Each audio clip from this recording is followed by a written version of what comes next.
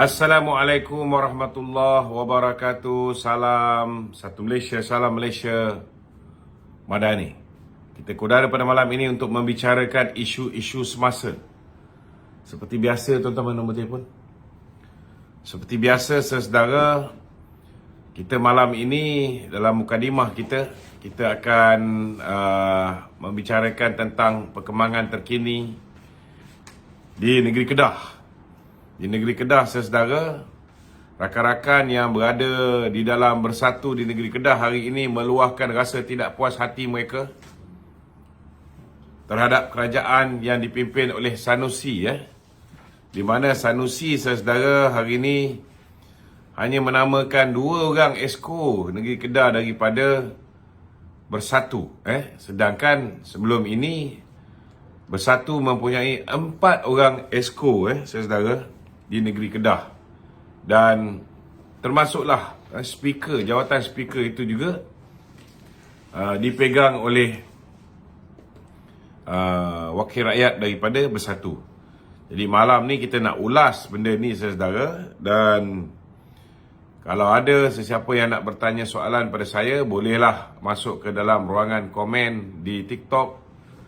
Boleh masuk dalam live saya, kita buka secara santai pada malam ni. Ataupun tuan-tuan boleh menanyakan soalan terus kepada WhatsApp kita, iaitu 019-481-9495. 019-481-9495. Saya yakin banyak soalan-soalan yang nak ditanya pada malam ni. InsyaAllah kita akan cuba mengupas satu persatu. Silakan, Raf. Okay, Tok. Bila kita tengok, bila Bersatu ni mula dianaktirikan, adakah PAS ni dia dah rasa kuat? Dan sebab tu antara punca kenapa PAS orang kata mula meminggirkan Bersatu ni? Saya rasa PAS ni seperti biasa, bila mana mereka dah merasakan bahawa diri mereka itu besar, kekuatan mereka tu sudah begitu kuat, mereka biasanya akan mula besar kepala. Ini bibit-bibit nak besar kepala lah. Apatah lagi Sanusi yang hari ini boleh dianggap sebagai satu cult baru, yang jelas membuktikan bahawa beliau hari ini lebih popular, beliau hari ini lebih berpengaruh berbanding dengan Tuan Guru Haji Hadi sendiri. Itu sebab hari ini beliau tak perlu bimbang dalam menamakan siapa yang nak diangkat di dalam barisan esko dia, kerana tak ada siapa yang boleh menyentuh beliau. Malah walaupun peringkat awal PAS sudah tidak mahu lagi Sanusi untuk menerajui negeri Kedah, namun disebabkan gelombang sokongan terhadap Sanusi itu terlalu kuat, sehingga kan satu hari sebelum pilihan raya, Taqiyuddin Hassan, Setiausaha Agung PAS, terpaksa mengumumkan bahawa PAS akan mengekalkan Sanusi sebagai Menteri Besar sekiranya PAS menang pilihan raya di negeri Kedah. Ini dilakukan kerana mereka sudah pun berhadapan dengan tekanan oleh penyokong-penyokong Sanusi yang mungkin akan memboikot pilihan raya sekiranya PAS cuba menukar Menteri Besar. Dan inilah yang menyebabkan hari ini Sanusi beranggapan bahawa dirinya tu kebal, dirinya tu tidak boleh diganggu-gugat oleh mana-mana pihak, sama ada di dalam PAS ni atau pengurusi Bersatu sekalipun tidak boleh lakukan apa-apa pada dia. Inilah manusia yang kata orang tu yang jenis cepat lupa diri, cepat besar kepala. Okey, soalan lain.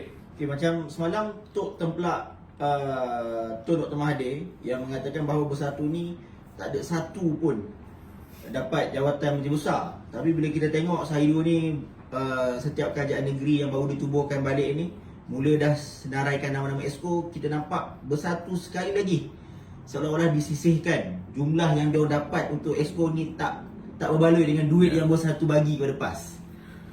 Kita tak boleh nak buat apa lah. Kita wish them good luck, kan? kita dah cakap banyak kali dah, kita dah pernah kena khianat dengan geng-geng PAS. walaun dalam PAS ni kan. Bukan semua dia yang jahat kan, tetapi ada setengah-setengah tu memang jenis lupa diri. Kita awal-awal mukadimah baru je menubuhkan muafakat nasional dengan mereka pun mereka curang dengan kita. Dan akhirnya mereka bersama dengan bersatu. Jadi besok lusa, kalau sekarang pun kita tengok mereka dah mula rapat dengan Tun Dr. Mahathir. Hari ni Haji Hadi sekali lagi pergi menziarahi Tun Dr. Mahathir. So apa yang mereka rancang kita tak tahu kan? Tetapi saya nampak hari ni PAS pun bibit-bibit dia tidak akan terus membiarkan dirinya dipergunakan oleh Muhyiddin pun dah nampak lah dah nampak. Mereka pun mungkin pilihan raya yang lepas, kalau dulu Muhyiddin boleh bagi segantang, mungkin kali ni dia bagi setengah gantang.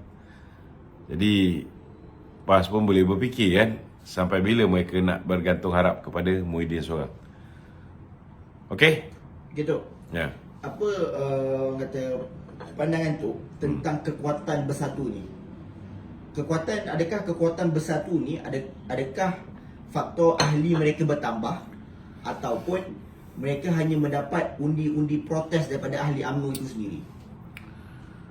Bersatu ni saya nampak mereka pandai menggunakan duit mereka dengan sehabis baik. Kita tak boleh nafikan kadang-kadang kalau orang tu dia ada duit tapi dia tak pandai gunakan duit dia pun tak jadi apa pun kan. Saya kena menerima hakikat bahawa bersatu pandai guna duit rasuah yang mereka dapat. Dia pandai guna duit judi yang mereka dapat dengan sehabis baik. Kita lihat bagaimana mereka menguasai media massa, bagaimana mereka menguasai TikTok, Facebook, Instagram, pelbagai saluran media. Jadi dengan duit yang mereka salurkan kepada PAS, kepada jentera-jentera, kepada pasukan bermotor, bagi saya gerakan bersatu agak tersusun. Kita tak boleh menafikan benda ni. Bukan semua orang yang ada duit, dia tahu macam mana nak membelanjakan duit dia ini dengan betul. Tapi saya rasa ini antara kelebihan yang ada pada bersatu, yang kita tidak boleh, bak kata orang tu, tidak boleh memandang enteng. Kalau kita memandang enteng, takut nanti satu hari kita yang terkontang-kanting. So jangan pandang lekeh dengan mereka ni. They know how to use their money. And frankly speaking, we fail to stop them from using their money. Kalau nak ikutkan, kalau hari ni, kalau saya lah duduk dalam kerajaan, saya akan paksa TikTok untuk declare berapa banyak yang diorang dapat daripada ahli-ahli politik yang bertanding dalam pilihan raya. Nescaya kita akan dapati ramai calon-calon daripada bersatu, daripada PAS, daripada gerakan. Mereka membelanjakan lebih daripada RM100,000 setiap calon untuk Facebook ataupun untuk TikTok kan? Sedangkan itu menyalahi peraturan pilihan raya. Peraturan pilihan raya, calon Dewan Undangan Negeri tak boleh belanja lebih RM100,000. Calon Parlimen tak boleh belanja lebih RM200,000 kan? Kalau misalnya TikTok tidak boleh memberikan jawapan ataupun memberikan kerjasama kepada kerajaan bagi membenteras apa yang dipanggil sebagai perbelanjaan melebihi apa yang dibenarkan oleh Akta Suruhanjaya Pilihan Raya, maka sewajarnya tindakan diambil kepada TikTok itu sendiri. Kita tak boleh biarkan mereka ni menutup, bak kata orang tu, penyalahgunaan dana yang berlebihan oleh calon-calon pilihan raya. Kalau mereka bersekongkol dengan calon-calon bersatu, calon-calon Perikatan Nasional, tindakan wajar diambil. So they have to comply. Itu pandangan saya lah. Okey? Cuma tu. Sama juga. Itu baru TikTok. YouTube pun kita tengok bagaimana mereka membayar YouTube. sepanjang tempoh berkempen itu hanya video-video mereka saja yang keluar, kan? Kerana YouTube menerima advertisement daripada mereka. So, perbelanjaan pilihan raya tidak boleh melebihi RM100,000 setiap calon. Tapi kalau dia orang belanja untuk TikTok pun lebih RM100,000, belum kira lagi YouTube, belum kira lagi yang lain, maknanya mereka ni sudah pun melanggar undang-undang.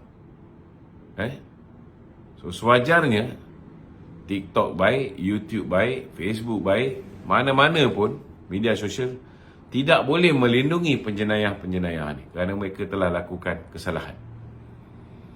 Okey? Gitu, macam saya, orang kata anak muda, kira saya pun baru tahu.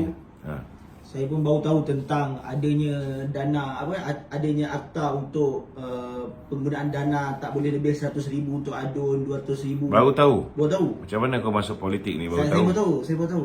Tak, mungkin ada yang luar tu ada yang tahu.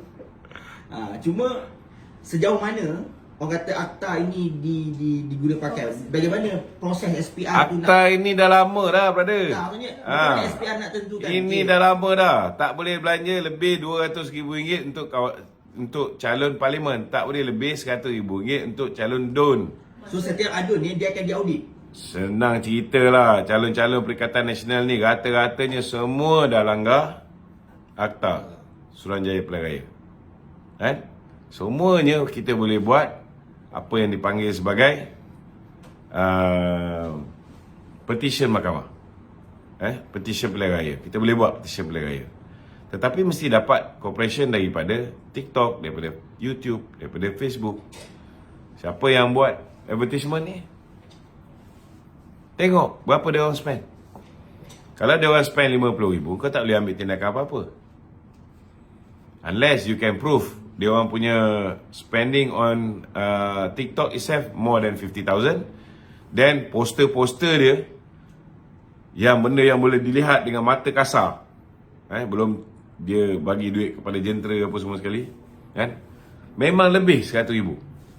So itu pun dah cukup untuk kita mengesahkan bahawa mereka ini telah berbelanja lebih daripada RM100,000. Ya. Okey. Itu masuk topik lain. Topik yang saya rasa agak viral sikit 2-3 hari ni adalah tentang cadangan daripada Pemuda PAS berkenaan logo dan tema kemerdekaan yang cuba dibawa oleh Perikatan Nasional. Saya tak nak bazir masa ulas isu ni. Tak nak? Okey. Bagi saya isu ni isu picisan. Sebenarnya sebab saya tak nak bazir masa. Faham masa? Faham. Okey. Okey. Tu hari ni ada satu kenyataan daripada pemimpin veteran. Lain kali tengok WhatsApp group Okey. Jangan ulang kesilapan bodoh begini. Ini merosakkan parti dan merosakkan banyak perkara. Okey. Jangan buka benda-benda yang tak sepatutnya dibuka. Okey. Tu kenyataan pemimpin veteran UMNO. K. Kuli. Beliau menyarankan supaya pemilihan baru UMNO diadakan untuk tukar kepimpinan parti. Itu bergantung kepada siapa yang menulis. Kalau saya dengar apa yang Kuli cakap semua orang kena bertanggungjawab. Tapi kalau orang yang menulis tu dia dapat media buy daripada Perikatan Nasional, kan? Orang yang menulis tu dia pro kepada Perikatan Nasional ataupun dia pro kepada kumpulan pengkhianat dalam UMNO yang pro kepada Perikatan Nasional, maka dia akan cakap satu pemilihan semula perlu diadakan di semua peringkat. Padahal Kuli cakap, kan, tak boleh kita buang presiden saja, tak boleh kita letakkan kesalahan itu kepada batang tubuh Datuk Seri Zahid seorang.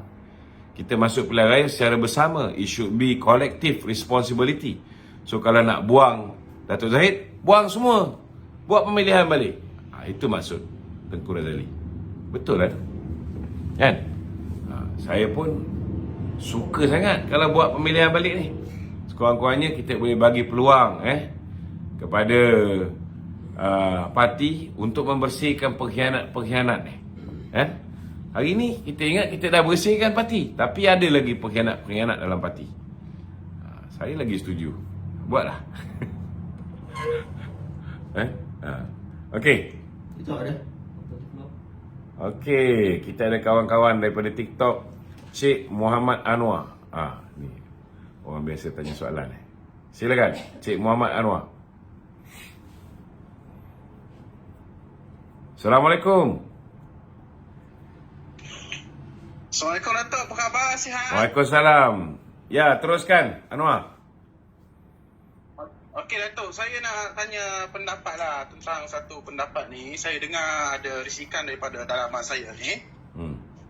Okey, sekarang ni pihak PAS dengan PPBM dia ada satu masalah lah sekarang ni. Dia orang macam dah bibit-bibit pergaduhan antara dia orang tu. Dan dikatakan ini adalah signal sebenarnya untuk PAS tu tinggalkan PPBM.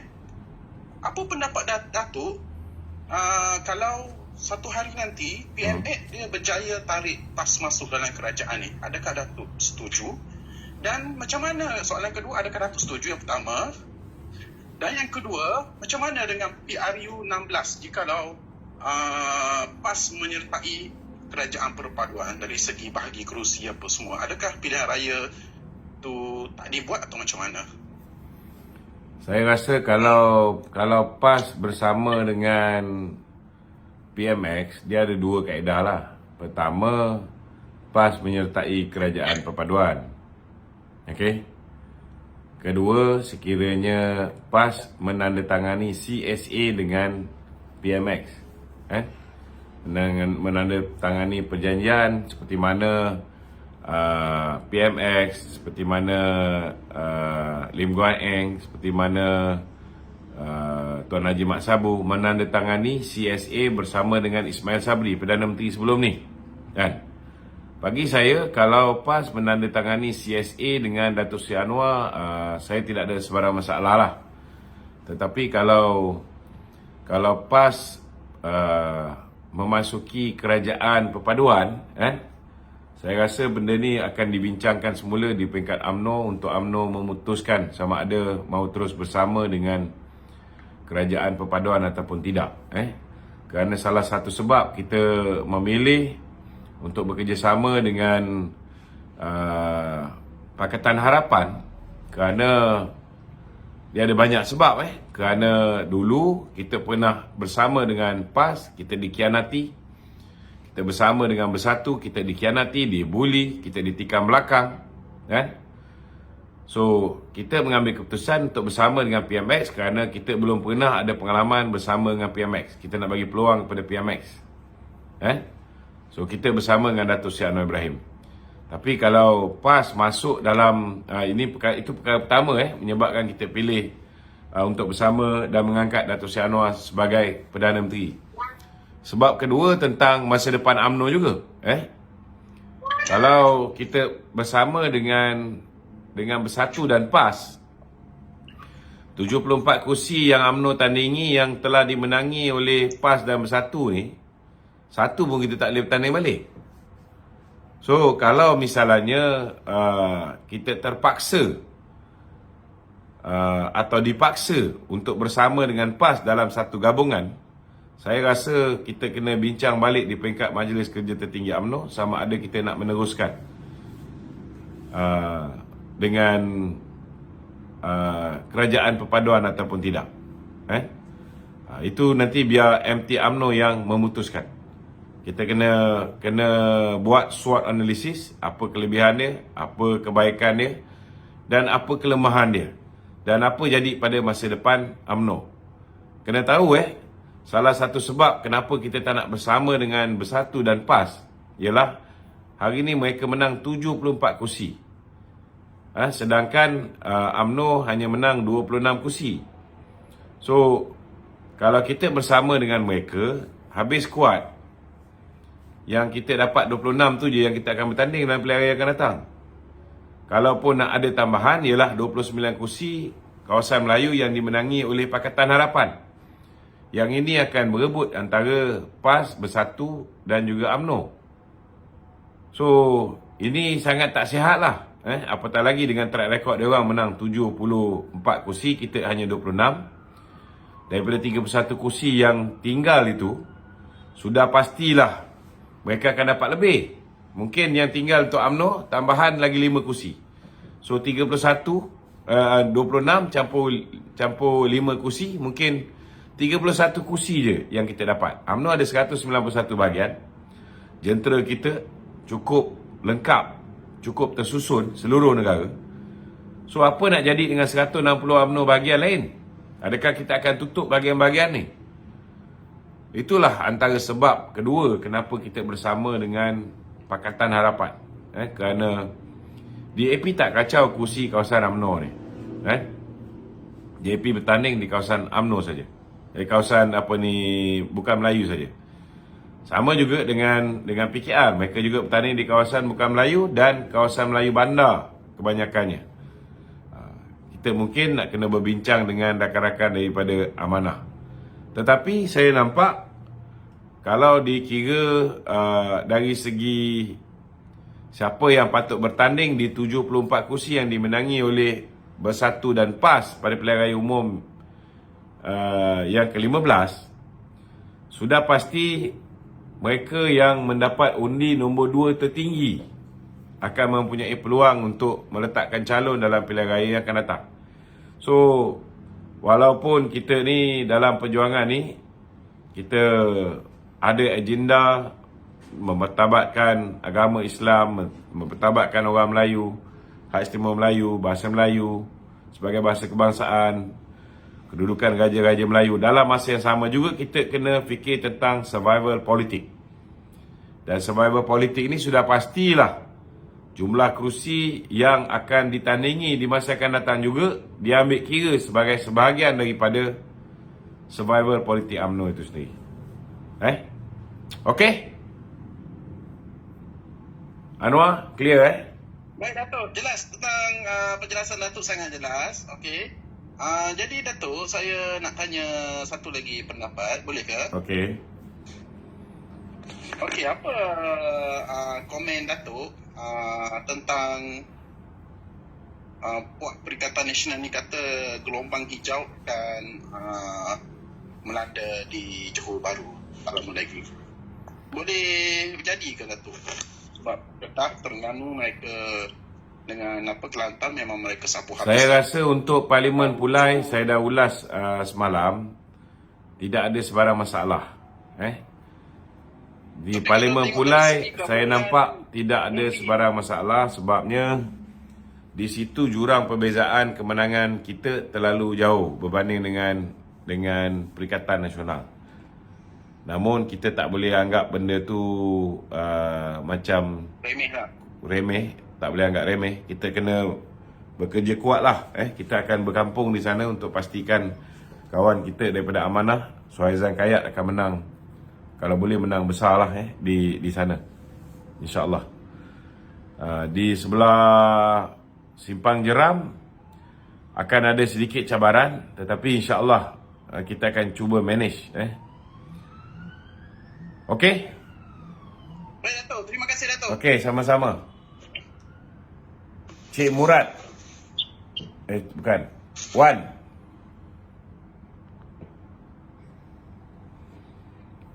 Budak Chai. Wan.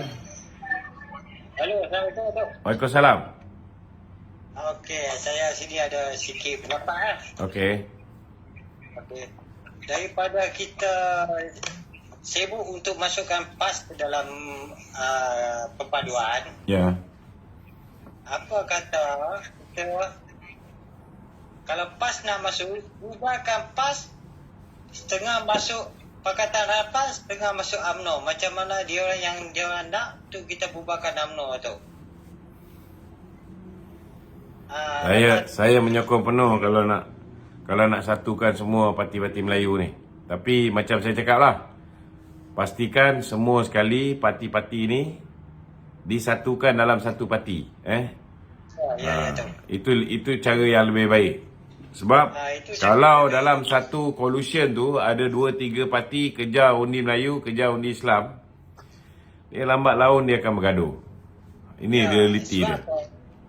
Sekarang kita punya Pakatan Harapan dengan UMNO, air dah jernih tu. Ya, betul. Kita jangan masukkan air keruh di dalam air jernih kita tu. Dulu Haji Adi kata UMNO ni dia ada keruh. Ya. Tapi yang peliknya, bila time UMNO keruh, time tu dia cari kita. Bila time kita tolak dia punya permintaan untuk bersama, kalau dia tak setuju untuk bermufarakah dengan bersatu, time tu dia kata kita keruh. Itulah PAS. Ya. Sekarang kita antara UMNO, Pakatan Harapan, Amanah semua air dah jernih. Betul. Jadi kita masukkan air yang keruh ke dalam air jernih kita. Saya harap Datuk Seri Anwar pun tak terpengaruh lah dengan kebaikan yang ditunjukkan oleh Samsuri kan. Saya nak beritahu niat Samsuri ni satu je, dia nak royalti minyak dia je. Kalau dia tak dapat duit daripada pusat, dia orang nak bayar gaji pun tak lepas. Kan? Itu je. Jadi jangan sampai kita terkena kan. Perdana Menteri kita ni orang baik. Itu kadang-kadang orang baik ni selalu je kena. Okey. Kena berhati-hati je lah. Satu itu. Ya. Daripada kita masukkan PAS semua tu, daripada kita masukkan ramai-ramai ni, lebih-lebih kita keluarkan seorang yang tu. Habis semua.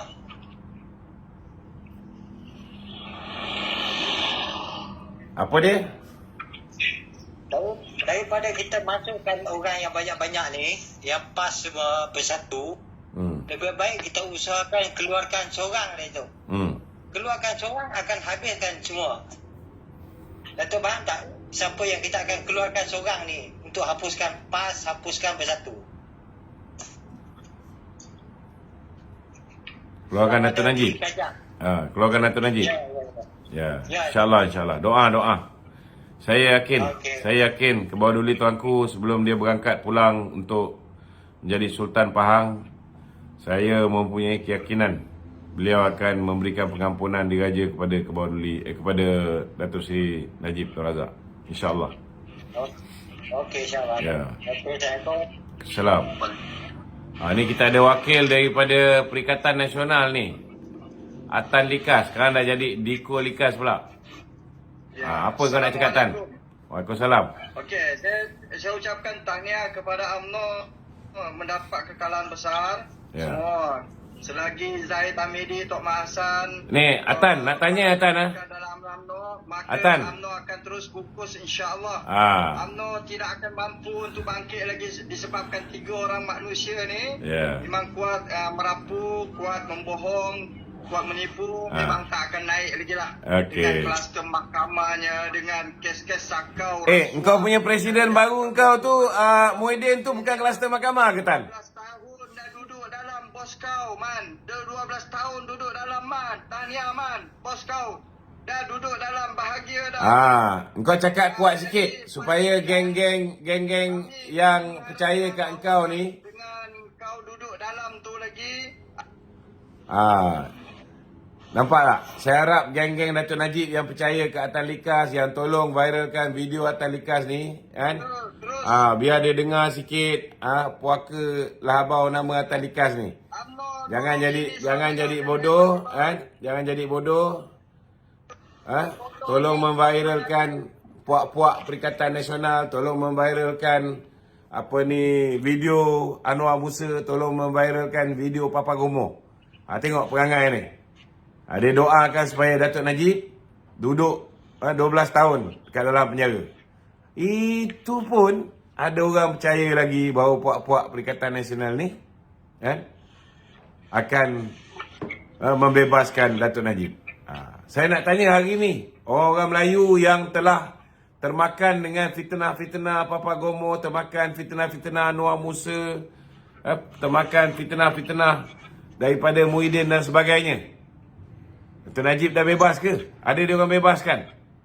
Tak ada kan? Tapi nak buat macam mana? Kebodohan itu tidak boleh diwarisi. Dia secara automatik ada dalam badan kita. Kan? Kalau kita dapat information, kita tak reti nak tapis, tak reti nak tabayun, dan kita tak boleh berfikir, kan? Yang masukkan Datuk Najib, yang memulakan pendakwaan terpilih ke atas Datuk Najib ni ialah Mahathir. Yang meneruskannya ialah Muhyiddin. Dan ketika Ismail Sabri, yang juga berada dalam Kerajaan Perikatan Nasional menjadi Perdana Menteri. Pada ketika itulah Datuk Najib telah terpenjara. Hari ni korang nak percaya lagi Perikatan Nasional akan bebaskan Datuk Najib? Lu fikirlah sendiri. Pakai otak. Okey. Bude bay. Budak bay ke ni? Tok. Assalamualaikum. Waalaikumsalam. Tok, saya senantiasa mengikuti Tok punya live ni. Saya Ya. malam Tok, daripada dulu. Cuma saya nak tanya pendapat Tok je lah kan. Sekarang ni, sokongan kaki tangan kerajaan kita ni Tok. Ya. Kaki tangan kerajaan sekarang ni. Nampaknya semakin ke arah Perikatan Nasional Tok. Ya. Jadi apa pendapat Tok? Sebab saya tahu saya... Pada pandangan saya hari ini di KPPA, begitu juga dengan di bahagian sumber manusia setiap kementerian, kita kena letak orang yang betul-betul bersama dengan kerajaan. Dan hari ini dah tiba masanya kita kena tapis semua sekali. Kita kena make sure kaki tangan kerajaan mesti serve government of the day. Dan jangan ada sebarang unsur deep state. Kita tak nak setiap apa yang kita perkatakan dalam mesyuarat sampai dekat musuh. Kan? Semua dokumen-dokumen sulit sampai dekat musuh. Dan mereka membantu musuh pula untuk menjatuhkan kerajaan. Benda ni sangat penting. Kerana Betul. kalau benda ni tak kita tangani dengan baik, maka akhirnya lingkuplah kerajaan kita ni. Kerajaan Anwar Ibrahim ni sekarang ni perpaduan ni kena ada 4 tahun lagi Tok untuk buat Ya, benda ni kita ada 4 tahun, kita kena make sure betul-betul kita jaga. Kan? Lagi satu Tok, saya nak bagi pendapat lah. Ya. Saya tengok Tok, Presiden QPAC ni pun boleh tahan juga Tok. Okey, itu kita pernah dapat maklumat, tetapi yalah, kita dah sampaikan kepada pihak-pihak yang sepatutnya. Kita harap dapat dibuat siasatan. Dakwaan tu ada, memang kita tak nafikan, tetapi benda ni kita nak kena siasat, kita kena make sure. Dan QPAC ni bukan kali pertama mereka ni bak kata orang tu dipimpin oleh orang-orang yang tidak pro pada kerajaan. Sebelum ni pun pernah juga orang yang tidak pro pada kerajaan. So ini pilihan penjawat-penjawat awam, kan? Kita tak boleh nak sekat demokrasi. Memang penjawat awam juga ada hak mereka untuk pilih siapa jadi presiden mereka, kan? Tetapi kita kena hati-hatilah, macam mana pergerakan mereka, kita kena pantau. Kalau mereka menghasut kaki tangan awam dan sebagainya, kalau ada langgar disiplin sebagai penjawat awam, ada langgar akta rahsia rasmi, kita perlu ambil tindakan tata tertib. Betul Tok, saya setuju Tok. Itu saya pun dapat juga maklumat tu daripada kawan-kawan kita. Ya, saya dah dapat dah maklumat tu. Saya dah salurkan atas pihak-pihak tertentu untuk menyiasat. Okey? Terima kasih banyak. Assalamualaikum. Waalaikumsalam. Okey, silakan soalan lain.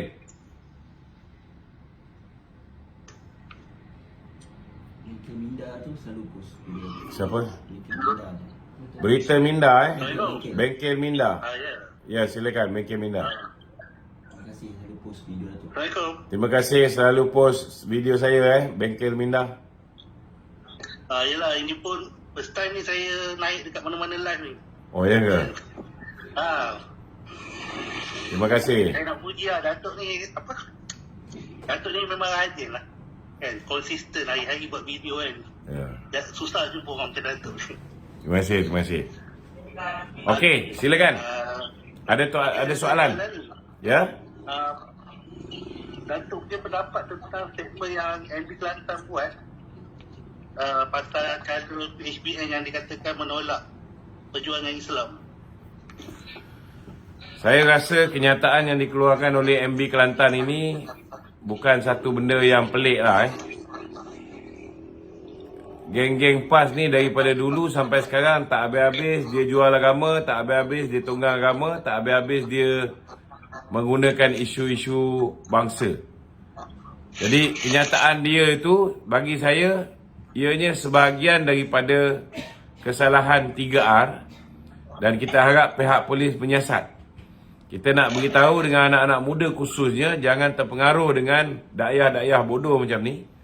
Kerana PAS itu adalah sebuah parti politik. PAS bukan Islam. Islam bukan PAS. Islam adalah ad-din, cara hidup. Kan? Masuk PAS bukan masuk Islam. Keluar PAS bukan keluar Islam. Kan? Ini kena faham. Dan parti PAS, parti politik, bukan jemaah Islam. Bukan perjuangan Islam seperti mana yang dia katakan.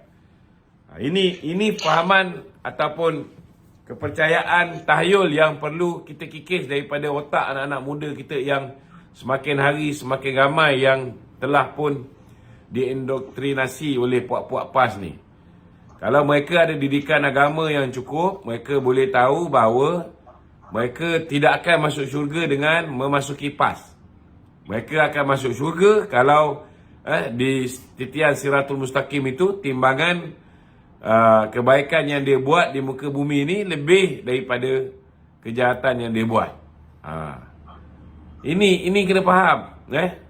Tidak ada istilah seperti mana Ketua Pemuda PAS SIK kata undi PAS masuk syurga, undi PH atau BN masuk neraka. Tak ada. Istilah tu tak ada.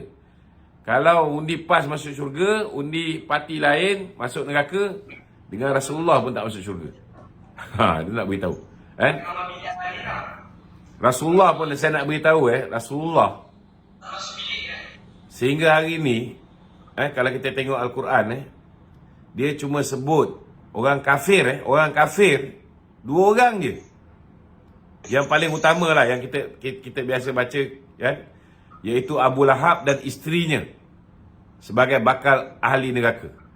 Tetapi PAS ni kehebatan dia lagi ramai orang UMNO, lagi ramai orang PKR, lagi ramai orang amanah yang telah dia kafirkan dan dia labelkan sebagai ahli neraka. Ini kelebihan yang ada pada PAS. Dia lebih hebat daripada baginda Rasulullah SAW. Jadi saya haraplah puak-puak PAS yang semakin hari disesatkan oleh pemikiran-pemikiran sebegini, tolonglah sedar. Kerana rata-rata mereka ni mendapat didikan agama yang mencukupi. Kalau budak-budak yang jenis tak ada pelajaran, yang jenis tak dapat didikan agama ni, dia terpengaruh dengan contoh macam Mulut Puaka Menteri Besar Kelantan ni, kita boleh terima tau. Tapi rata-rata yang baru balik pada Jordan, baru balik daripada Mesir, yang berada dalam PAS tu takkanlah tak boleh pakai otak, tak boleh nilai sama ada kepimpinan mereka ni berkata benda yang berdasarkan kebenaran ataupun tidak. Itu pandangan saya lah. Okey? Itu. Ya. Terima kasih. Satu lagi tu. Okey. Ini berkenaan dengan isu yang Tok Bangkit semalam, saya nak dapatkan sedikit pencerahan lah. Okey. Berkenaan kalau lompat parti, dia kena 100 juta kan? Ya. So kalau betul lah dia orang resign, dia orang boleh bertanding balik. Okey, dia kena faham dia akta lompat parti, dia orang tak kena 100 juta. Okey? Akta lompat parti, bila dia orang lompat saja parti tu contohnya kalau dia wakil Barisan Nasional, Susah Agung Barisan Nasional boleh hantar notis pengosongan kawasan parlimen yang dia tandingi. Okey? Tapi dia tak kena 100 juta. Yang menyebabkan dia kena 100 juta itu ialah aku janji yang ditandatangani di hadapan Datuk Seri Zahid Hamidi selaku pengurusi Barisan Nasional, memberikan aku janji bahawa dia tidak akan lompat parti. Kalau lompat parti kena 100 juta. Maknanya parti kena saman dia, bawa dia ke mahkamah. Dan kalau menang perbicaraan macam contohnya dia orang tanda tangan, Zuraida tanda tangan, kalau lompat parti dia kena 10 juta. Itu yang pergi mahkamah, dia kena 10 juta. Maknanya perjanjian itu valid. Perjanjian itu valid. Aku janji itu valid. Okey. Tetapi mereka boleh juga bertukar parti tanpa kena 100 juta dan tanpa hilang kursi. Macam mana cara dia? Satu cara dia letak jawatan. Bila dia letak jawatan, dia bertanding semula sebagai calon pilihan raya. Kalau dulu tak boleh, tetapi bila kita buat akta anti lompat parti, kita pindah perkara 46 tu, ini membolehkan mereka ni tak payah tunggu 5 tahun untuk bertanding semula. Dia letak jawatan, dia boleh terus bertanding. Okey. Satu lagi cara contohnya macam wakil rakyat. Hari ni 30 orang wakil rakyat di dalam Barisan Nasional ni. 30 orang wakil rakyat di dalam Barisan Nasional ni. Mereka ni tak boleh lompat pergi parti lain. Tetapi ketua parti, pengurusi BN, boleh pada bila-bila masa bawa 30 orang ni sokong parti lain ataupun sokong individu lain untuk jadi Perdana Menteri. Boleh. Itu yang dia orang berebut nak tukar presiden. Itu sebenarnya. Itu tujuan dia. Sebab Presiden UMNO biasanya by convention adalah pengurusi Barisan Nasional. Itu yang dia orang nak cuba, nak jadikan orang lain sebagai pemangku. Lepas tu orang tu diharapkan dapat bawa tarik. Bawa tarik 30 orang ni pergi ke sebelah sana. Ada satu lagi cara. Okey, ada satu lagi cara yang boleh membebaskan kesemua ni 30 orang ni. Ini satu lagi cara yang dia orang boleh buat lah. Contohnya kalau MIC, MCA, PBRS bubarkan Barisan Nasional. Kalau MIC keluar, MCA keluar, PBRS pun keluar. Tinggal UMNO saja dalam Barisan Nasional. Secara automatik BN itu sudah terbubar. Bila BN sudah terbubar, aku janji yang telah diberikan kepada pengurusi Barisan Nasional secara automatik null and void. Okey, jelas Okey, jelas. Terima kasih. Okey, sama. Okey, Kamal, ada apa nak cakap Kamal? Jangan cerita pasal taksi. Assalamualaikum. Waalaikumsalam. Itu tak adalah isu taksi tu. Okey. Ini saya nak bagi cadangan sikit lah tu. Alright. Sebagai seorang orang Islam, beragama Islam, sebenarnya saya ni dah lama tu. Saya dah lama rasa sedih, rasa marah apabila saya melihat kesucian agama Islam itu dicemari oleh puak-puak penunggang agama. Sebelum ni saya pernah dengar, Datuk pun pernah cakap dalam video-video Datuk saya ikut. Datuk bagi tahu ada agenda untuk membubarkan UMNO. Ya. Lepas tu saya dengar Datuk Zahid Hamidi pun cakap benda yang sama. Tapi jujur lah Datuk, saya tak berapa yakin dengan dakwaan tersebut. Tetapi apabila saya mendengar sendiri Datuk Seri Anwar Ibrahim menyatakan perkara yang sama, jadi saya mencari fakta tu dalam YouTube dan saya jumpa video Tun M buat pengakuan. Memang Tun M mengaku beliau ada rancangan untuk membubarkan UMNO. Jamilah. Okey tu. Maksudnya bila seseorang tu jadi Perdana Menteri, jadi kerajaan, mereka berupaya untuk membubarkan. Ada caralah tu kan. Jadi sekarang ni saya nak mencadanglah kepada kerajaan yang ada ni, bukan bubar. Cuma saya nak mohon kalau boleh kerajaan buat pindaan pada Akta ROS supaya mengharamkan penggunaan agama di mana-mana nama parti, supaya termasuk PAS supaya agama parti ni tidak lagi menunggang agama kita dan politik negara kita ni kembali stabil, kembali neutral. Kalau tidak, saya yakin sampai bila-bila doktrin yang telah dimainkan ataupun diserapkan dalam jiwa anak-anak muda dalam golongan dewasa ni tu, diorang takkan dapat berubah. Diorang akan tetap ingat PAS itu adalah Islam, PAS itu adalah agama. Wahal PAS itu adalah parti politik yang sama dengan semua parti politik yang ada. Okey Mal, boleh aku jawab Mal? Silakan. Saya rasa to be fair, disebabkan isu 3R ini, saya rasa kalau nak berlaku adil, semua parti tak boleh lagi pakai nama agama dan nama bangsa. Saya tak setuju. Kau memang setujulah sebab kau parti keadilan. Tapi kesan dia nanti pada UMNO akan terkena juga. Sebab UMNO ni United Malay National Organisation. Dia ada Melayu. Kan? MCA pun sama juga. So kalau kita nak suruh diorang buang perkataan Islam, diorang akan kata, kenalah buang perkataan Melayu sama.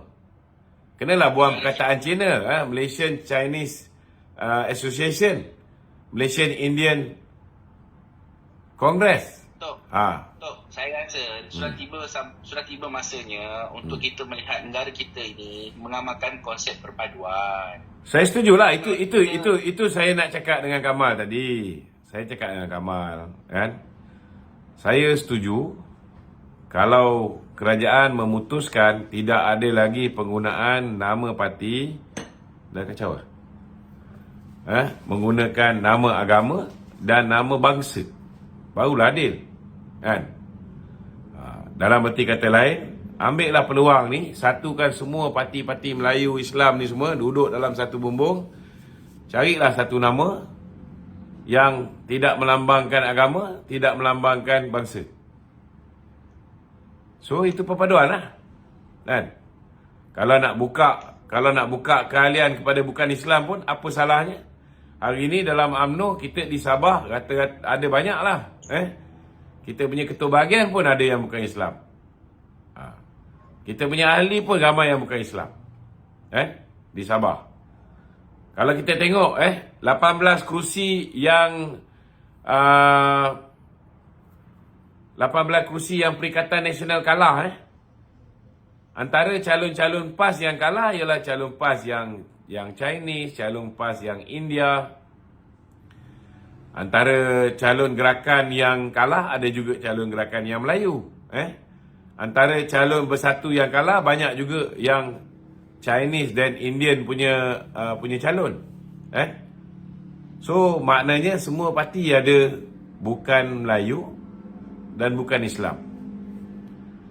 Jadi mungkinlah dah tiba masanya tak ada lagi parti yang boleh guna perkataan Islam, perkataan agama, perkataan Hindu, perkataan apa pun, dan tak boleh guna perkataan Melayu, tak boleh guna perkataan India, perkataan Cina atau bangsa apa pun. Barulah adil, kan? Kita nak suruh orang buang perkataan agama, tapi kita tak nak buang perkataan Melayu dekat parti kita. So orang akan bertikai kan nanti. Okey. Assalamualaikum. Waalaikumsalam. Kizwan. Datuk, hari ni kita ada dengar kenyataan daripada Dr. Akmal. Okey. Okey, sebagai pemuda saya tahu kepimpinan ada sedikit tidak sehaluan dengan Dr. Akmal. Tapi bagi pemuda saya rasa tindakan beliau cukup berani dan cukup firm, Datuk. Ya. Dan apa yang beraninya tu? Berkenaan dengan IPIC, Datuk. Apa dia? Berkenaan dengan laporan IPIC, Okey. Datuk Sri Najib. Beliau cukup firm dan cukup tegas untuk pihak kerajaan untuk meneliti semula laporan yang terdedah tersebut. So saya rasa pimpinan tertinggi juga perlu lakukan. Saya rasa kita dah cerita pasal IPIC ni dah lama dah. Bertahun kita cakap bahawa investment di antara 1MDB dengan Aba IPIC memang valid. Saya rasa saya dah berulang kali, saya dah cerita macam mana apa yang sebenarnya berlaku ialah penyelewengan dua orang daripada pihak Aba IPIC, iaitu Kadim Al-Qubaisi dan Muhammad Al-Badawi, yang telah menyeleweng duit yang telah dibayar oleh 1MDB yang sepatutnya masuk kepada Aba IPIC, kan? Tetapi telah diarahkan untuk dimasukkan kepada Aba BVI, kan? Dan inilah punca duit tu akhirnya tidak sampai ke Aba IPIC tetapi diselewengkan oleh CEO dan Managing Director Aba IPIC itu sendiri. So kita cerita benda ni dah lama, kan? Tidak ada sebarang bak kata orang tu percanggahan pendapat dengan Dr. Akmal dalam isu melibatkan Abah Epic ni. Kita di sebelah UMNO ni rata-ratanya kita berpandangan bahawa Datuk Seri Najib tidak mendapat pembicaraan yang adil daripada awal sampai sekarang. Setuju. Tidak ada perbezaan pandangan dengan Dr. Akmal berhubung dengan isu 1MDB ataupun isu Abah Epic. Betul, Datuk. Minta bersuara, Datuk. Tolong, Datuk. Dah hari-hari kita bersuara. Semalam pun kita bersuara. Izzuan pun ada tengok semalam kan? Betul. Peringkat tertinggi, di peringkat tertinggi UMNO, Datuk. Dia kena faham satu lah. Isu 1MDB ni, dia very complicated. Not everybody can understand it well. Kan? Saya dulu nak faham tentang isu 1MDB ni, jumpa Arokanda ni 8 kali. Barulah kita boleh menjawab tentang isu ni. Bukan jenis itu pun kadang-kadang kita tak faham, kita telefon dia, kita tanya dia betul ke tak betul jalan cerita ni, baru kita boleh faham. Dan bila kes berjalan pun akhirnya banyak benda-benda yang sebelum ni tak terbongkar, lepas tu terbongkar. Baru kita tahu rupa-rupanya pendakwaan itu pun dah salah. Pendakwaan yang berhubung dengan SRC International. Betul. Okey? Terima kasih, Datuk. Okey, sama. Aku Abata.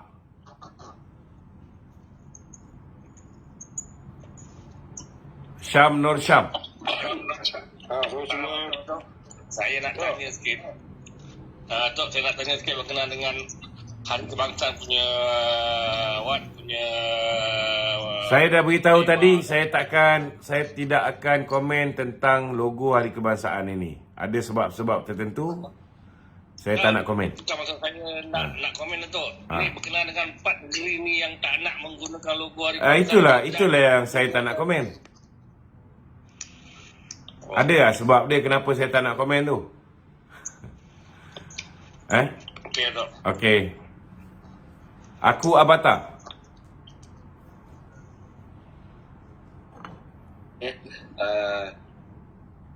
Saya lahir dan kenal dunia daripada tu.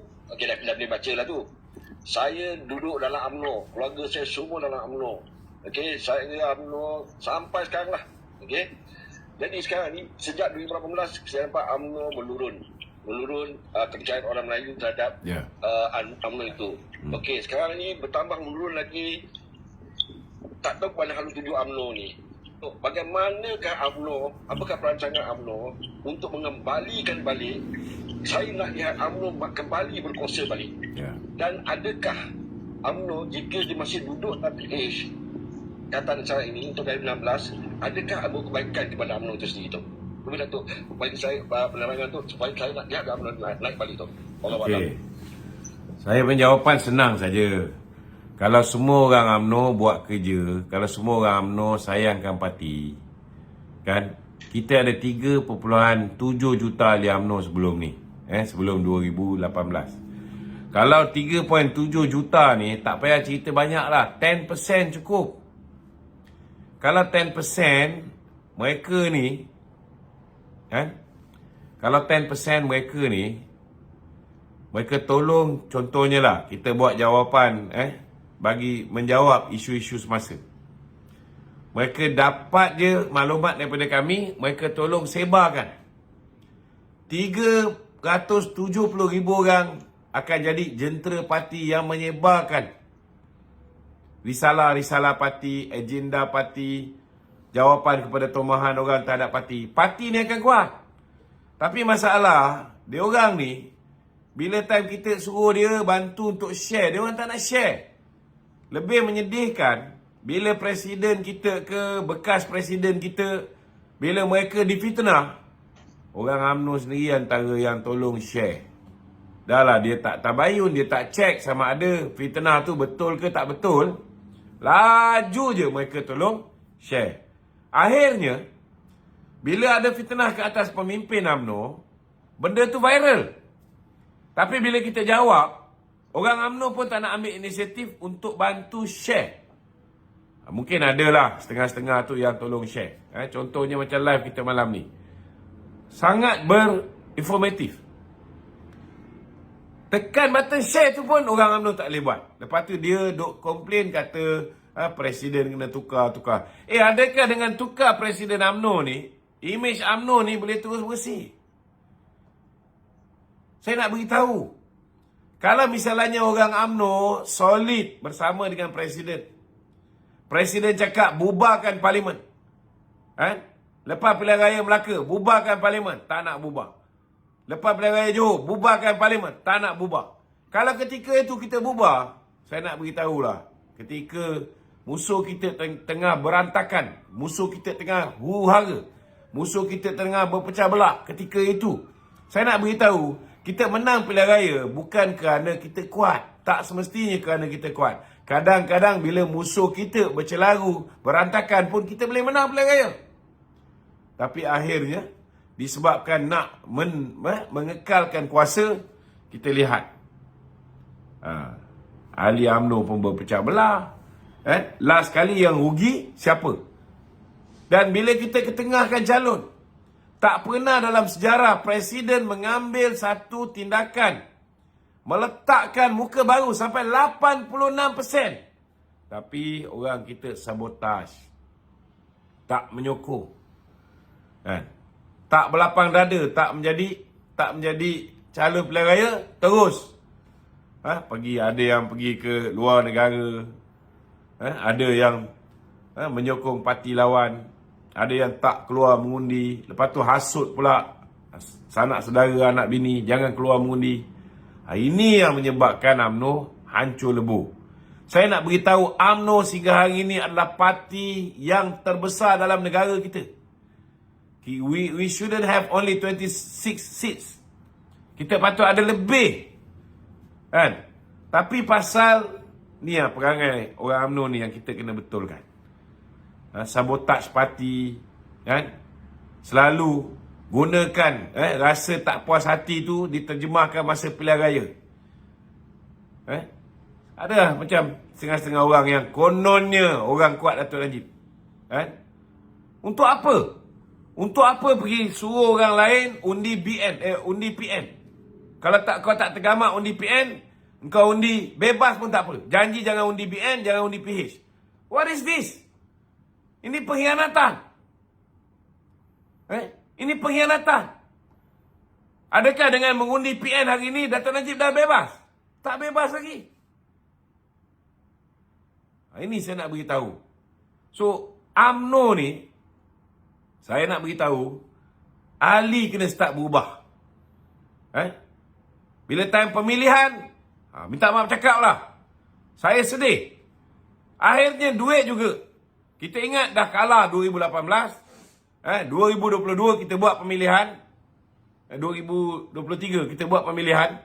Duit tak mainkan peranan. Tapi ada pihak tertentu bagi 50,000, bagi duit sana, bagi duit sini. Last kali orang macam ni boleh menang pemilihan. This is very very bad. Kita dah ditegur rakyat 2 kali, 2018 sekali, 2022 sekali, tapi tak berubah. So apa nak jadi dengan kita? Kita melalak. Hari ini parti patut pilih. Make sure pilih orang yang kita yakin selepas pilihan raya akan tetap bersama dengan kita. Dulu bolehlah kita pilih, orang tu menteri. Dulu bolehlah kita pilih, orang tu selalu keluar TV, selalu keluar surat khabar. Tapi lepas pilihan raya 2018, kita dah tengok bagaimana orang yang dulu jawatan menteri, orang yang dulu selalu keluar surat khabar, orang yang dulu popular, orang yang dulu selalu bagi duit kepada kita, akhirnya mereka khianat pada parti. Tapi tak ada sebarang bentuk keinsafan nak betulkan benda ni. So itu sebabnya ada setengah-setengah orang kata, kalau pemimpin kita tak betul, ianya sebenarnya berpunca daripada ahli kita tak betul. Ahli kena ubah perangai benda ni. Bila mengundi tu, pilihlah orang yang kita yakin boleh bersama dengan kita, yang boleh mempertahankan parti kita, yang bila diugut, dia tak tunduk dengan musuh. Walaupun dia kena 87 pertuduhan, Walaupun hari ni Datuk Seri Najib dipenjarakan. Tapi kita tengok, bila pemimpin kita Datuk Najib didakwa je, terus laju je geng kita suruh letak jawatan. Bila Datuk Zahid pula kena, laju je geng kita suruh cuti lah, suruh tu. So benda-benda macam ni saya nak beritahu, ini Ali kena berubah lah. Ali kena berubah. Kita ingat dah kena tegur sekali akan berubah. Tapi pemilihan yang lepas, duit masih memainkan peranan. Duit masih memainkan peranan. Ini amat menyedihkan kita lah. Amat menyedihkan kita. Okey? Boleh aku Abata? Okey. Datuk dah terang tadi begitu banyak kelemahan-kelemahan yang berlaku dalam UMNO, tak adil sekali, berkhianat dan sebagainya. So apa dengan MKT, okey, tempat pembuatan beragam yang Datuk bagi tahu itu, apa perasaan MKT untuk counter balik semua ini supaya balik kepada akar umbi, apa perancangan untuk membetul keadaan ini sebagai sokongan untuk kembali balik membuka UMNO tu dalam masa 4 tahun ni, supaya saya nak lihat UMNO ni bergerak solo balik, okey, punya keyakinan untuk bergerak solo balik untuk memimpin negara ini. Bagaimana peluang Datuk? Saya nak beritahu, kita ada peluang untuk gerak solo. Kita ada peluang untuk gerak solo. Presiden dah buktikan kita boleh berjaya kalau kita gerak solo. Buktinya bila? Bila kita dikhianati oleh rakan sepasukan kita, oleh Bersatu dan PAS, kita dikhianati di Sabah. Kita lepas tu, kita ambil langkah gerak solo di Melaka. Kita menang besar. Kita ambil langkah gerak solo di Johor. Kita menang besar. Betul tak betul? Tetapi malangnya ada orang kita sendiri, ada gunting dalam lipatan, ada musuh dalam selimut, ada musang berbulu ayam, yang akhirnya menikam parti sendiri. Menikam parti sendiri, membantu musuh, bagi masa kat musuh. Lebih banyak fitnah tersebar. Delay pilihan raya. Last kali kita dapat 26 kursi. 26 kursi nak perintah solo macam mana? Cuba beritahu saya. Boleh tak perintah solo? Tak boleh. Hari ni Allah Ta'ala dah takdirkan kita bersama dengan Pakatan Harapan. Kita selama hari ni kita kejar undi Melayu je. Tapi hari ni kena faham, undi Melayu dah berpecah. Ada yang kata pecah 10, pecah 7. Saya ambil contohlah. Paling mudah kita kira undi Melayu ni, ada yang belah Perikatan Nasional, ada yang belah PH, ada yang belah BN. Kalau kita harap undi Melayu saja, saya nak beritahu, baik PN takkan menang pilihan raya, baik PH takkan menang pilihan raya, BN pun takkan menang pilihan raya. So the only solution sekarang ni, parti yang boleh menang pilihan raya ialah parti yang mendapat sokongan semua kaum dalam negara ni. Dan bagi saya, bersama dengan Pakatan Harapan yang hari ni dapat garner support daripada 98% pengundi bukan Melayu, ataupun kalaupun ada kemerosotan sedikit pun, at least 90% bukan Melayu bersama dengan mereka. Saya nak beritahu tuan-tuan, kita bukan hanya boleh menamatkan persengketaan kaum yang dah berkurun lama ni. We are going to put an end into racism. Kita akan ada sebuah masyarakat yang harmoni balik, perpaduan yang jauh lebih kukuh berbanding dulu. Dan dalam masa yang sama, UMNO dah tak perlu lagi takut nak bertanding tempat yang ada ramai pengundi bukan Melayu. PH pula tak perlu nak takut nak bertanding di kawasan yang ada ramai pengundi Melayu. So it's going to be a win-win situation untuk BN dan PH. Bagi saya lah, bagi saya, ramuan sedia ada ni dah cantik dah. Ramuan sedia ada ni dah cantik. Kalau nak cantikkan lagi, kalau nak kuatkan lagi parti kita ni, kita pakat nanti, mungkin bukan sekarang, tapi mungkin 2 tahun, 3 tahun akan datang, baik UMNO, PKR, Amanah, atau mana-mana parti Melayu di dalam kerajaan perpaduan ini, kalau boleh kita himpunkan di dalam satu bumbung, dalam satu parti, itu lagi cantik. Itu lagi cantik. Kita tak payah berebut kursi. Okey? Alright. Ada soalan lain?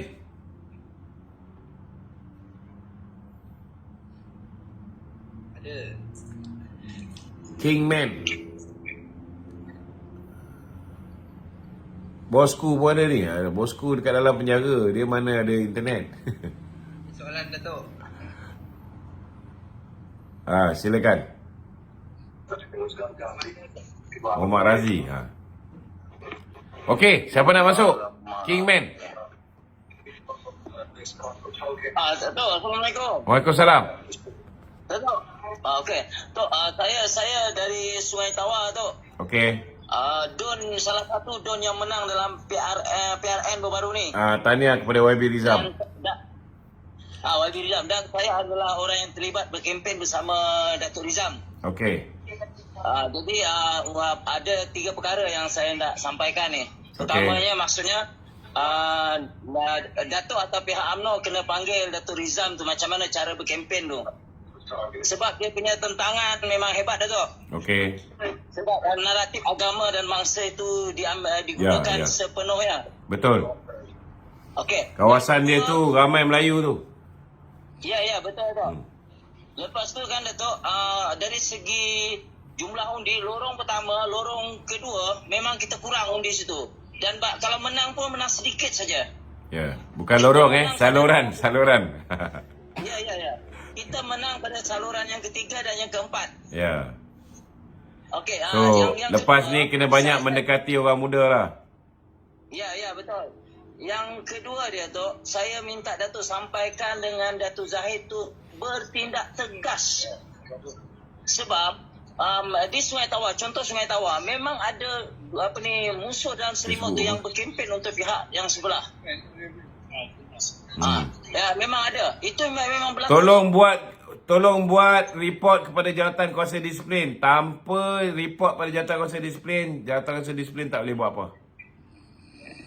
Okey. Yang ketiga tu, kan, bila daripada kempen tu, jadi apa kesimpulan yang kita boleh ambil? Tolong Datuk bagi tahu dekat PMX bertindak tegas, terutama terhadap naratif agama dan bangsa ni. Okey, setuju. Sebab dia itu sangat kuat lah, Datuk. Kita susah nak berhujah dalam kempen kita, susah kita nak berhujah. Ya. Sebab mereka ni terlalu bebas untuk keluarkan tuduhan-tuduhan terhadap PMX. Jadi PMX kena tegas kali ni. Okey. Kalau perlu penjarakan mereka ni. Itu saja, Tok. Terima kasih, Tok. Kita tak boleh penjarakan orang sesuka hati. Tapi kalau orang tu betul-betul dah langgar, kita boleh report, kita ambil keterangan. Kalau ada cukup bukti, kita dakwa. Kita kena bicarakan orang tu. Dah selesai bicara, lepas Mahkamah Tinggi, Mahkamah Rayuan, lepas Mahkamah Rayuan, Mahkamah Persekutuan, baru boleh penjara. Dia bukan boleh tangkap, sumbat. Macam dulu saya kena zaman Mahathir, kan? Itu zaman Maha Firaun, lain. Zaman tu tangkap dulu. Tak ada bicara. Dah duduk dalam kem tahanan Kemunting 6 bulan, baru dapat proses untuk representasi. Itu pun biasa tak lepas. Okey. Soalan lain? Ada lagi? Aku Abata, okey, settle. Kamal, settle. Ada lagi? Yusri. Assalamualaikum, Datuk. Waalaikumsalam. Saya nak tanya satu soalan je. Macam mana UMNO nak kekalkan pengundi Melayu, nak tarik balik sokongan tu? Saya yakin kalau UMNO konsisten mempertahankan 4 perkara ni, kedudukan Islam, agama persekutuan, kedudukan Raja-Raja Melayu, kedudukan Hak Istimewa Melayu, kedudukan bahasa Melayu, dan kita dilihat mempertahankan dalam apa keadaan sekalipun, InsyaAllah 8 bulan ni memang ramai akan keliru. Tapi lepas 5 tahun dia orang tengok UMNO bersama dengan DAP, tak ada pun sebarang ancaman yang DAP buat, kan? Tak ada pun hak istimewa orang Melayu terjejas, tak ada pun kedudukan Islam tergugat. Saya yakin pada ketika itu, kan, rakyat akan kembali bersama dengan kita. Yang lagi separuh yang tak bersama itulah, kan. Setakat ni alhamdulillah rakyat Malaysia ni lebih daripada separuh bersama dengan kita. Cuma orang Melayu ni ramai yang dah terpengaruh dengan Perikatan Nasional. Yang ini merupakan cabaran kita. Namun mungkin di peringkat awal kerjasama UMNO dengan PH khususnya DAP ni, isu sentimen perkauman, isu agama ni laku Tetapi kalau kita dapat selesaikan masalah harga barang, kita boleh selesaikan masalah inflasi, kita boleh pastikan rakyat boleh hidup aman, damai, sejahtera, kita boleh pastikan bisnes booming, kita boleh pastikan kita punya daya saing di peringkat antarabangsa berada dalam kedudukan yang lebih baik, kita boleh pastikan kedudukan hak asasi manusia di dalam bumi Malaysia ini berada dalam keadaan yang membanggakan, kan? Saya yakin rakyat akan kembali bersama dengan kita. Last kali, dia orang boleh cari makan, tak boleh cari makan dalam negara ni. Itu je. Baik. Terima kasih, Datuk. Sama. Ada lagi soalan?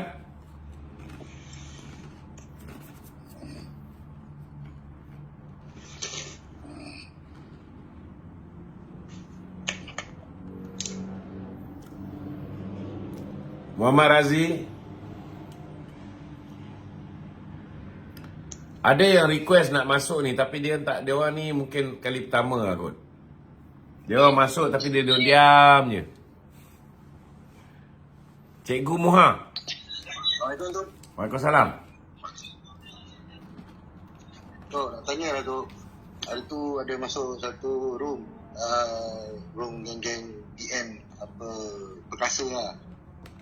Dia ada provok Ketua Pemuda UMNO Barisan Nasional Negeri Sembilan. Yang saya geram tu, Ketua Pemuda tu dah relax dah kan. Tak nak terus lah, maksudnya ini keputusan Jabatan Perpaduan Negeri Sembilan. Belakang tu dia provok lah tu. Yang saya geram tu sampai ke tahap dah sampai dekat dengan subuh. Jadi nak tanya Datuk lah tu, apa sebenarnya yang jadi dalam Ketua Pemuda punya perancangan tu? Adakah mereka akan desak untuk pimpinan parti ni keluarkan Zahid ataupun macam mana? Itu saja tu. Sebenarnya sehingga ke hari ni, cerita tentang Ketua Pemuda UMNO desak Datuk Zahid letak jawatan tu tak wujud. Tak ada. Itu semua poster fitnah lah. Poster-poster tu fitnah. Jadi kita pun bila dapat sesuatu berita tu, kita tanya dulu sama ada benda tu betul ataupun tidak. Cuma Ketua Pemuda kata lepas ini mereka akan submit suara akar umbi pemuda. So kita tunggulah. Kita belum dapat lagi. Kita tak tahu ni apa akar umbi pemuda nak. Tapi saya yakin lah, bukannya ialah permintaan dia tu untuk Presiden letak jawatan. Saya tak fikir sampai ke tahap tu lah, kan? Dan kalaupun ada mana-mana pihak melalak terpekik terlolong macam geng-geng PN ini suruh Datuk Zahid letak jawatan ni, saya nak beritahu kedudukan Datuk Zahid ni sangat selamat, kan? Presiden Timbalan pun tak dipertandingkan. MT kebanyakannya semua bersama dengan Presiden. So ruang untuk diorang ni tumbangkan Presiden ni macam dah tak ada lah sebenarnya, kan? Tetapi yalah, kerja Allah Ta'ala kita tak tahu kita tak tahu. Tapi saya boleh cakap setakat ini, kan, Presiden langsung tak tergugat. So biarlah dia orang melalak, kan? Kita tumpukan, kita jaga rakyat, kita tumpukan buat kerja-kerja turun ke akar umbi. Lepas ini Ketua Penerangan dan juga kami di Komunikasi UMNO Malaysia, kita akan turun pergi ke bahagian-bahagian buat penjelasan. Sebab saya rasa penjelasan dekat akar umbi ni, walaupun kita tiap-tiap malam live ni, Tapi dekat akaun B ni ada yang tak tengok live, ada yang tak tengok TikTok, ada yang tak tengok Facebook, kan? So kita kena turun jugalah. Kita kena turun juga. Cuma habis PRN ada pula PRK. 2 pula tu. Satu di Johor, satu di Pahang. Mungkin lepas ni sibuk kat Johor dengan Pahang pula. Tetapi insya-Allah, insya-Allah kita akan teruskan kerja-kerja memberikan pemahaman ni. Dan kita setiap hari Selasa kami di Media Perpaduan, Sekretariat Media Perpaduan, kita geng-geng Amanah, geng-geng PH, DAP, PKR, UMNO, kita akan duduk, kita bincangkan tentang hala tuju parti kita ni, kita bincangkan tentang strategi komunikasi kita, sentiasa ada, jangan bimbang. We are doing our best to make sure ukhuwah di antara parti-parti 19 parti ni berkekalan dan untuk pastikan bahawa kita boleh mengekalkan kerajaan ini genap 5 tahun insya-Allah. Okey. Muhammad Razi. Datuk, macam mana? Ya. Datuk, katanya dah Datuk. Macam mana pula yang kata yang mungkin di belakang ketua PADU Datuk? Adakah itu benar ke? Dakwaan itu berdasarkan gambar gambar Akmal dengan Isyamuddin. So Akmal kata tu gambar lama So saya rasa benda-benda macam ni kena tanya dengan tuan punya badan lah. Okey. Kita dah 1 jam suku. Masa dah menunjuk pukul 12. Nanti polis datang pula. Dia kata dah permit sampai pukul 12. Ada yang dah tidur pula ni. Siapa pula ni? Siapa yang dah tidur ni? Ada suaminya. Okey, terima kasih semua. Assalamualaikum warahmatullahi wabarakatuh.